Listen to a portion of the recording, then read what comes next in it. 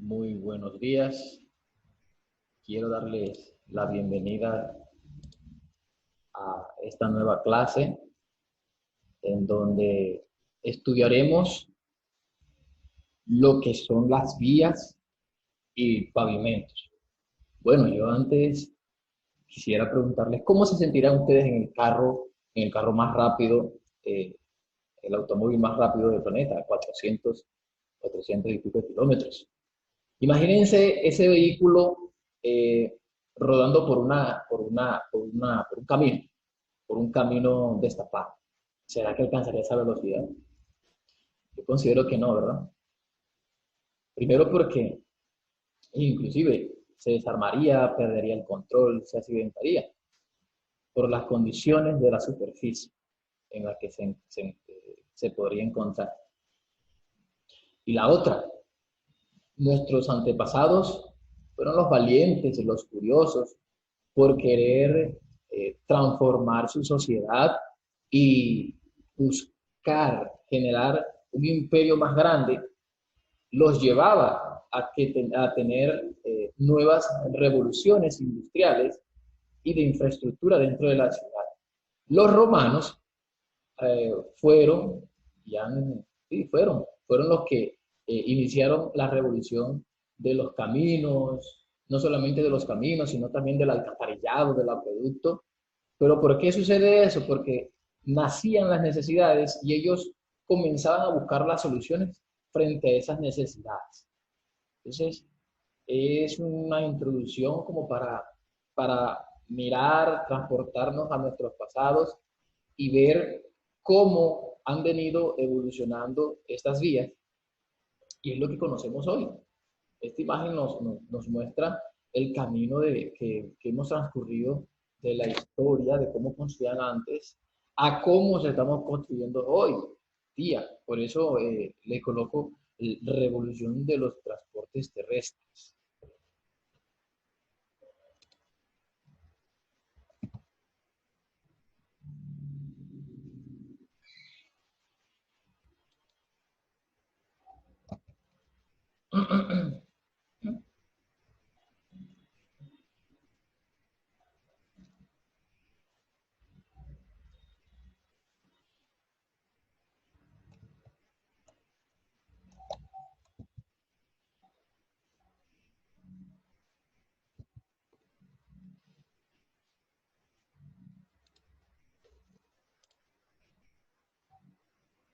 Pues a medida que hemos venido en la historia, pues los medios de comunicación que se conocían en ese entonces eran lo más conocido, como agua. ¿Por qué no existían vehículos, no existían trenes, verdad? Eso no existía. Eso fue apareciendo después. Pero en ese entonces los medios de comunicaciones en tierra lo hacían a caballo, en carrozas, ¿verdad? No había ningún tipo de motor. A través de agua, el comercio era a través de agua, los barcos. Y sin aire no había aviones todavía. Pero estos son los medios que la gente utilizará para hacer un desarrollo social dentro de esa civilización. Hablando un poquitico de la historia, volviéndonos a nuestro pasado, los caminos más importantes en ese tiempo eran los fluviales. Fueron los que tomaron fuerza en ese entonces frente a los terrestres. Porque en terrestre solamente se hacía a través de las personas mismas a pie o en transporte animal.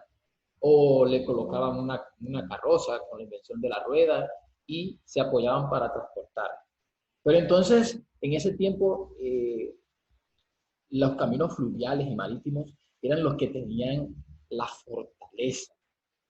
y prácticamente el comercio se hacía en la orilla de los ríos, por eso eran bastante fuertes. ¿Pero por qué? Primeramente porque se acortaba el tiempo, ¿verdad? Y ayudaba a que los costos fueran menores.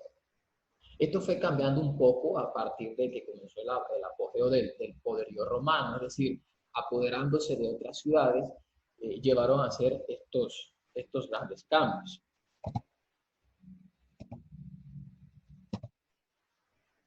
Cuando apareció los caminos, como vimos en el video, la forma de construir de los romanos, miren que ellos primero removían todo el terreno y comenzaban de materiales más gruesos, ¿verdad? Llamados piedras, y venían disminuyendo su tamaño al dejar una capa ya prácticamente de arena, y sobre eso comenzaban a hacer caminos de piedra. Eso serían mampuestos, ¿no? Mampuestos de piedra. Eso es lo que venían, de esa forma lo desarrollaron ellos. Esos caminos todavía existen.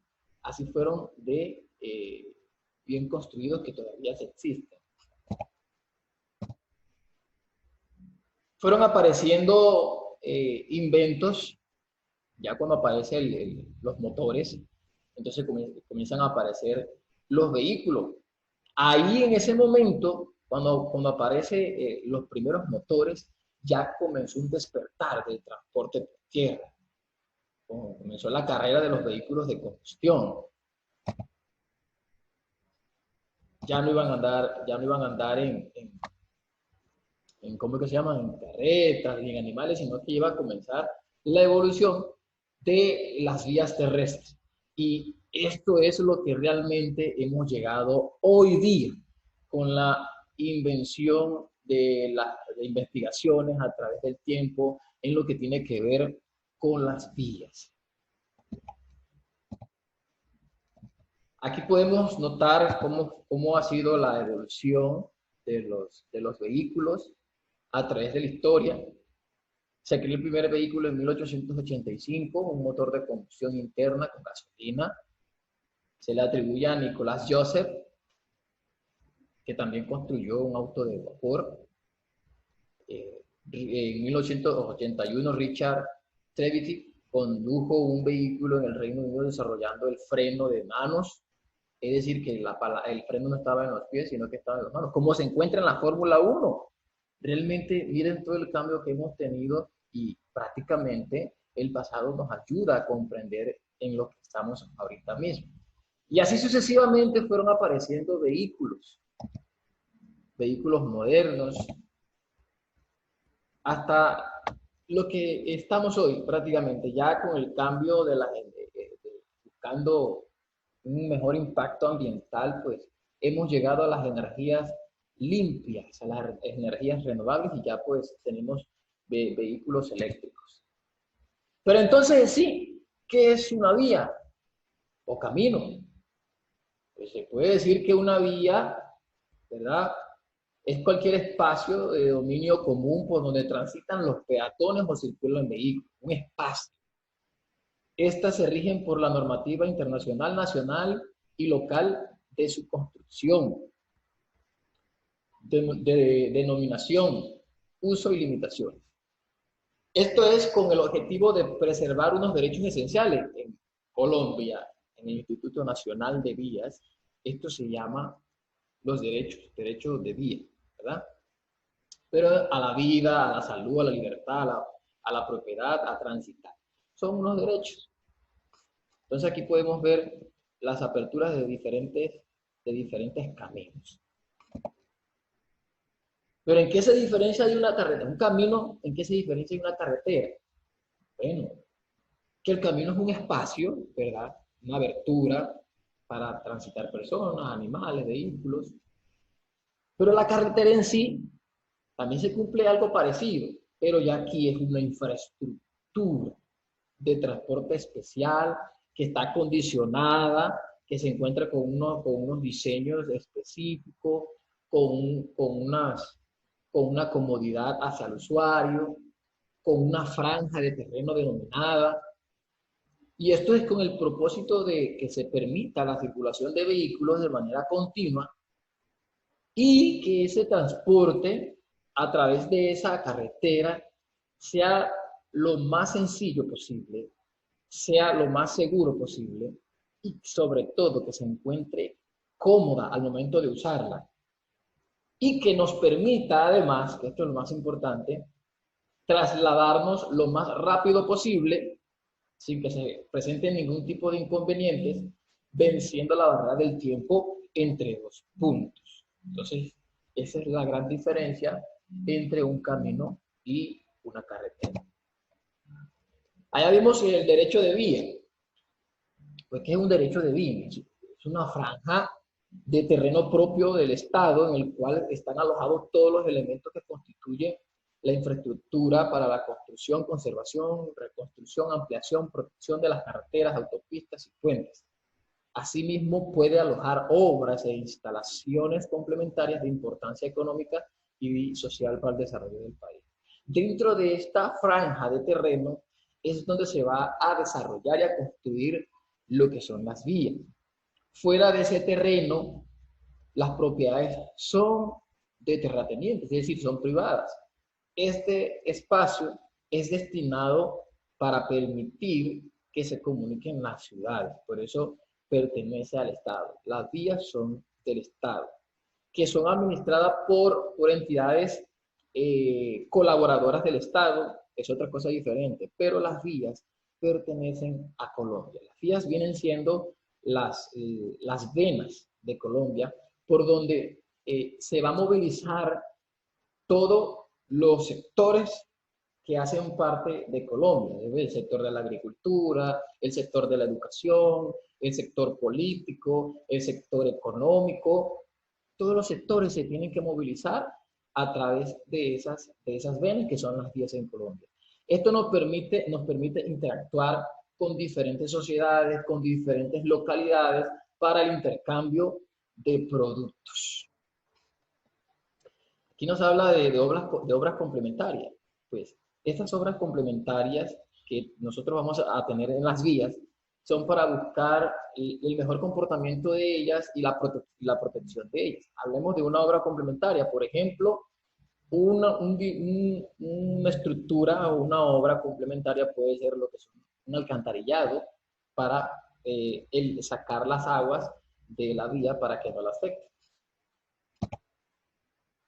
Entonces aquí les muestro lo que es el derecho de vía dentro de una vía, hasta dónde va, de dónde empieza hasta dónde va. El derecho de vía pues no tiene una longitud como tal porque eso va a depender del tipo de proyecto o del tipo de vía, ¿sí? No tiene una medida específica. ¿Quién da las medidas del derecho de vía? El proyecto. Dependiendo del tipo de vía, dependiendo del diseño de la vía, se estipulará el derecho de vía. Y dentro de ese derecho de vía se van a construir o se van a colocar todos aquellos elementos necesarios para permitir la información del usuario y la construcción de la misma para que la use de manera cómoda. Entonces aquí en este derecho de vía, mire lo que vamos a tener. Vamos a tener una calzada. Más adelante vamos a ver qué es una calzada. Vamos a tener la calzada, vamos a tener los carriles. Dentro de las calzadas tenemos los carriles. Vamos a tener una berma, ¿verdad? Y todos ellos, lo que son las bermas, las calzadas, van a componer lo que es la corona de la vía.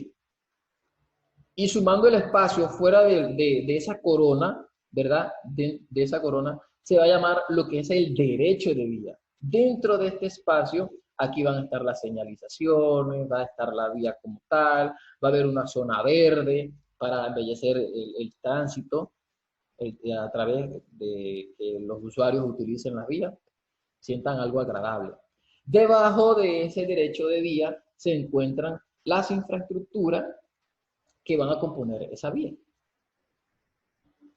Dentro de ese derecho de vía también tenemos los temas de drenajes para permitir la protección de esas vías. Entonces, este es lo que es el perfil de cómo se vería un derecho de vía. Otros tipos de derechos de vía, pues aparte de las carreteras, podemos notar que hay terrenos por donde pasan las líneas eléctricas, telefónicas, fibra óptica, gas, los ductos de gas, agua, petróleo. También son líneas que tienen un derecho de vía para permitir beneficiar a otras comunidades. ¿Cuáles son las partes de una vía? Bueno, aquí las podemos notar más claro, ¿verdad? Podemos notar, miren, que todo esto le podemos llamar la plataforma. Dentro de esa plataforma existe lo que es la calzada. Dentro de esa plataforma vamos a tener lo que es el arcén o como nosotros la conocemos como berma.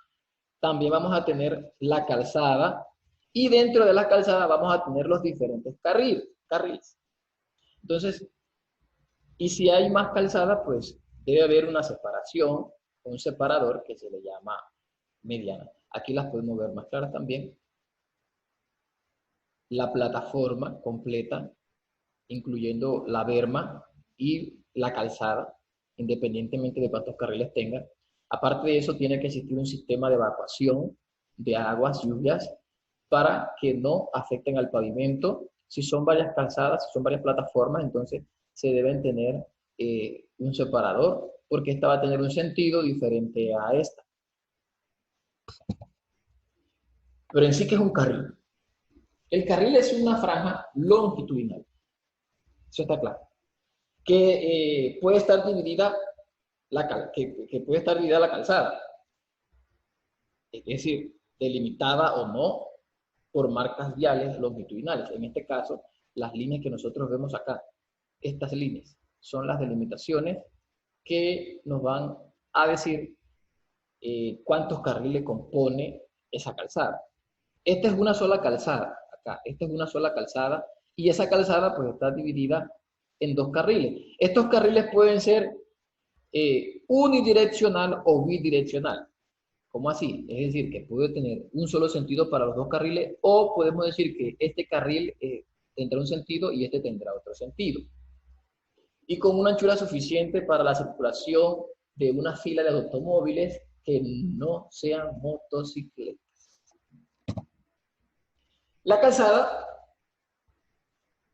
se denomina calzada la parte de la calle o de una carretera destinada a la circulación de vehículos, que está compuesta por varios números de carriles.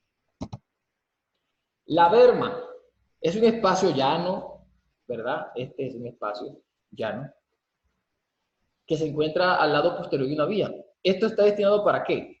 No para que pasen los vehículos, pero está destinado prácticamente es para que cuando un evento inusual, por ejemplo, un carro tenga alguna avería, ¿verdad? Y necesite ser reparado, o vayan a hacer algo, o tengan que detenerse, ellos lo pueden hacer aquí, lo pueden hacer acá. No pueden pararse acá porque les podría ocurrir un accidente o se volvería un obstáculo para el que viene. Entonces, prácticamente se estacionarían aquí. Esta berma, cuando es utilizada realmente para el tránsito de vehículos, se daña fácilmente porque no está diseñado para esto. Aquí podemos ver la cuneta, este espacio es destinado para la cuneta.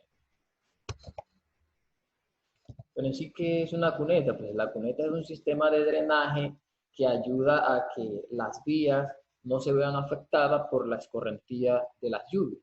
Si no hay una protección de una cuneta, entonces acá se comienza a dar una socavación del terreno, lo que permitiría que por debajo de esto comience a circular lo que es el agua, ¿verdad? Generando socavación, y cuando se viene a ver, un vehículo se parquea aquí o pasa por ahí, esto se va a fracturar y ahí comienzan los daños de la infraestructura y se comienza a dañar todo esto. Entonces, por eso es que los sistemas de drenaje deben existir dentro de las vías para que le ayuden a permanecer en óptimas condiciones. Lo que circula por las calzadas, las plataformas, los carriles, son vehículos, ¿verdad? Esa masa de vehículos nosotros le llamamos tránsito vehicular o tránsito automovilístico. Ese es el fenómeno causado por el flujo de vehículos en una vía. Es decir, le podemos decir tráfico, le podemos decir flujo vehicular, que ellos van a transitar pues por una vía, por una calle, por una autopista. Se presentan también con muchas similitudes en otros fenómenos como el flujo de partículas, líquidos, gases o sólidos. Es decir, hablando en otros términos del tránsito, ¿verdad? En otras áreas.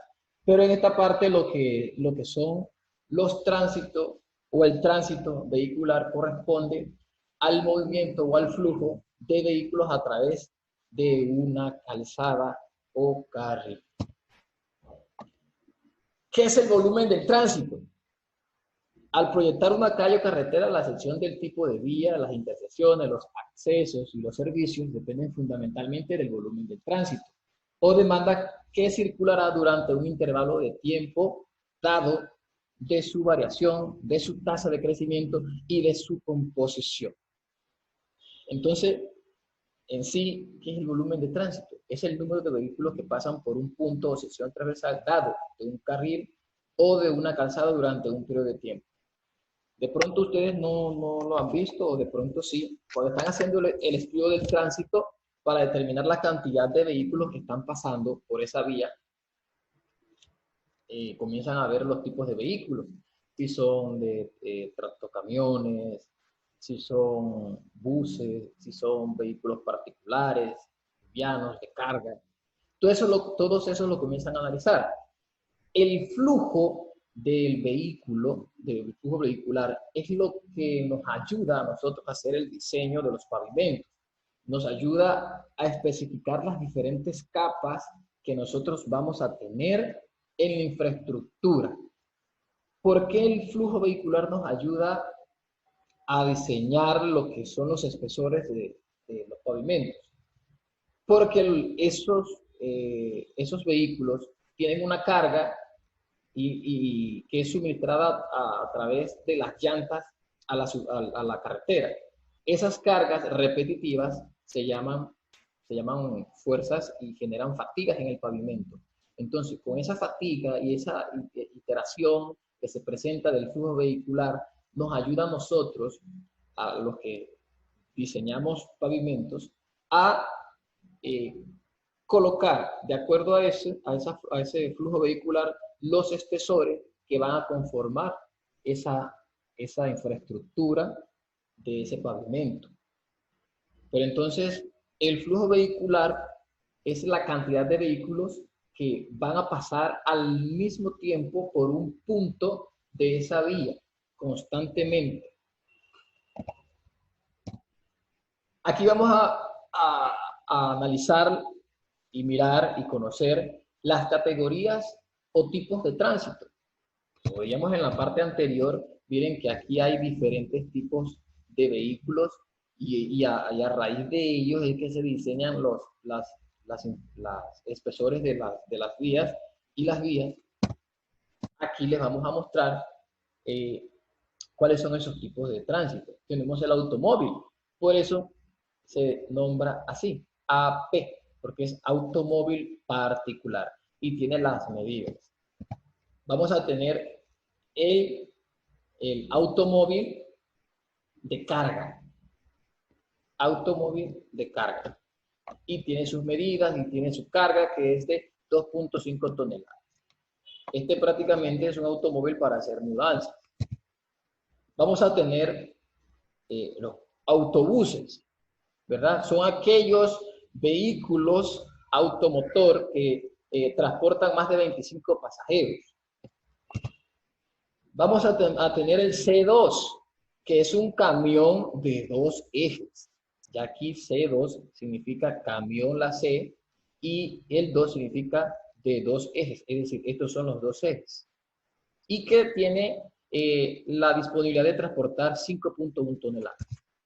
Vamos a tener el C3. El C3, ¿qué quiere decir?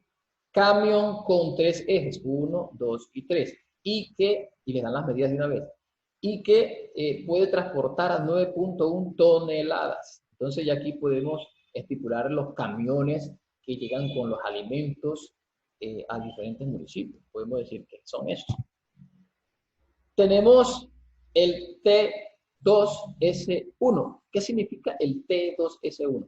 Es tractocamión. A estos vehículos le dicen que mulas, pero realmente no son mulas, son tractocamiones.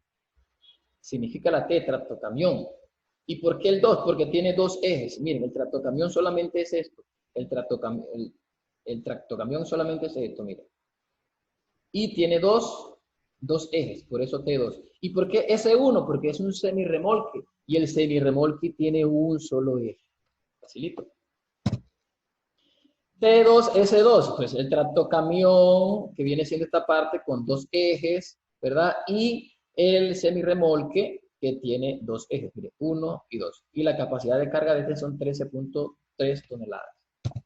Y está el T3S2, es decir, un tractocamión con tres ejes y un semirremolque con dos ejes. Y tiene la posibilidad de transportar 16 toneladas. Eso es lo que nosotros vemos en las vías cuando pasa un tractocamión, al que nosotros a veces le decimos mula, y que viene transportando diferentes tipos de productos, ya sea de construcción, ya sea de alimentos, en fin. Va a haber un sinnúmero de productos que van a ser transportados. ¿Preguntas? Bueno, las preguntas me las pueden hacer, o las dudas me las pueden hacer, yo con mucho gusto las estaré respondiendo a través de los canales disponibles. Muchas gracias. Nos vemos en el próximo tema, que va a ser clasificación de carreteras. Espero que les haya gustado el tema que nosotros vimos hoy. Y bueno, para servirles. Bendiciones. Recuerda, quédate en casa y protégete frente a la situación del COVID.